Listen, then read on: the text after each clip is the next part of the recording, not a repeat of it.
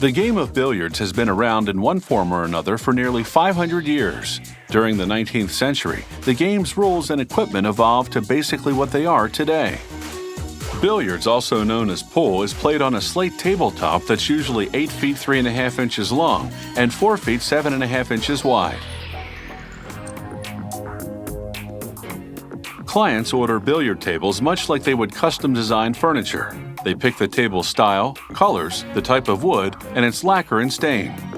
The tables come in maple, walnut, mahogany, cherry, and the most popular, oak. A computer-guided machine shapes part of what will be the table's frame. This machine's rotating heads perform several different tasks. A profiling head carves the angle of part of the frame. A routering head creates the table's decorative grooves. And a drilling head makes holes for bolts to fit through. 6 wood components called rails will surround the playing surface. They have diamond-shaped carvings that'll become visual markers for the players. After spraying the rails with glue, a worker inserts 18 metal nuts. They'll be used later to secure the rails to the playing surface. He attaches rubber strips along the sticky rails, which are just over 3 feet long. The rubber will cushion the balls when they hit the sides. The rails then pass through a press twice to ensure the rubber adheres. Next, workers move the rails along this 30-foot-long sanding machine. Rubber wheels gently grip each rail as presses rub sandpaper along the edge and top.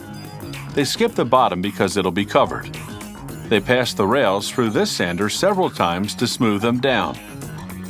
To make sure everything fits, a worker pre-assembles the 4 sides and the middle section of the frame's base. He uses 20 metal bolts and 20 nuts to join them. And he inserts 8 wooden dowels in order to align the table parts correctly. He stamps numbers on the frame sections so they can be reassembled later by pairing the same numbered parts together. Next, a worker hot glues 18 1-inch long mother-of-pearl components called sights. He fits them into the carvings on the rails, which have now been stained to the desired shade. He taps them into place using a hammer and a block made of synthetic resin. This way he won't damage the rail. A worker then lines the rubber part of the rail with cloth made of wool and nylon. He attaches it with a plastic strip that fits over the cloth and into a groove. He uses a mallet to ensure the cloth is tightly inserted. The worker then staples the cloth to the other side of the rail. A zinc and brass plaque display the table's brand name. After shipping, workers reassemble the table in its new home. Serial numbers ensure the parts belong to the same table. Assembly takes about 2 hours. They match the numbered parts together using up to 50 bolts and 50 nuts. Then they level the table using metal components called leg levelers to adjust the table's height. It's like sticking a matchbook under an uneven table leg. Now comes the really heavy lifting. Workers fit the 3 sections of the table's top, which are made of slate and weigh up to 300 pounds each. Slate won't degrade and it won't budge if you hit it. The workers use 12 screws to attach the slate sections to the frame. They level the sections using wedge-shaped plastic shims between the slate and the frame. Next, a worker melts wax over the cracks between the sections. He uses a scraper to smooth out the playing surface. The remaining holes will later be covered by rails.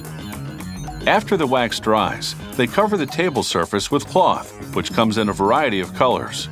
They cut the cloth in the corners, so there won't be any creases in the lining of the pocket holes. They staple the cloth to wood strips under the slate. A worker pierces the cloth over holes in the slate so he can later attach the rails. The 6 pockets are 6 inches deep and consist of a metal frame covered with a leather lattice. Workers install 18 threaded metal rods underneath the rails. Then they flip the rail assembly and insert the rods through pre-made holes in the tabletop. They use nuts to secure the rods in place. Screws attach the pockets and voila, your table is ready. For prices ranging between $1,500 and $15,000, you have quite a stylish game.